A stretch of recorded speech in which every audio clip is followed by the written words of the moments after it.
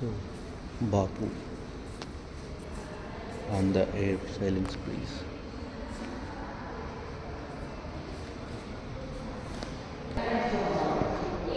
So ఇక్కడ ఉందన్నమాట మహాత్మా గాంధీ ఎప్పుడెప్పుడు spreading message of quit India ఉద్యమానికి వెళ్ళే ముందు ఏం మెసేజ్ ఇచ్చారు ఏంటి అని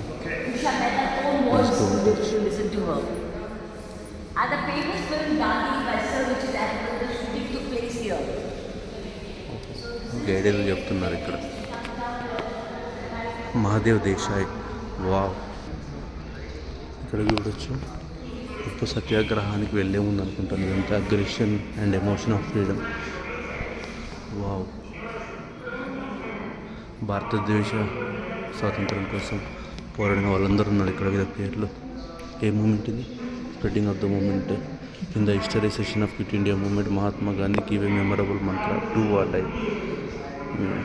వావ్. కరెంగే యా మరెంగే. గ్రేట్ కదా. వీళ్ళందరి వల్ల మనకు స్వాతంత్రం వచ్చింది.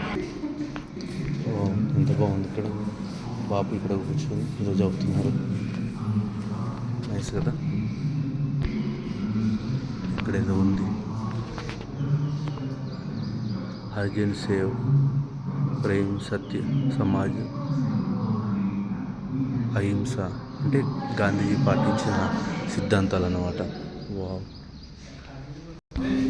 గాంధీజీ అరెస్ట్ అయిన తర్వాత ఎపిక్ ఫాస్ట్ ఆఫ్ 21 days.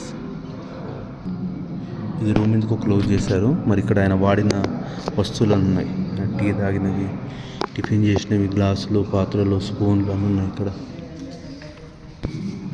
ఆయనకు వాడిన దండలు అనుకుంటాను ఇవన్నీ. ఇక్కడ బాపు ఫోటో ఉంది చూడండి.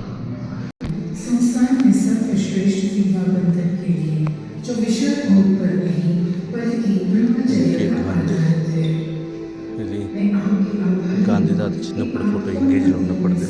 We should magnify welcome stay. ఆయన కుటుంబం ఇదంతా.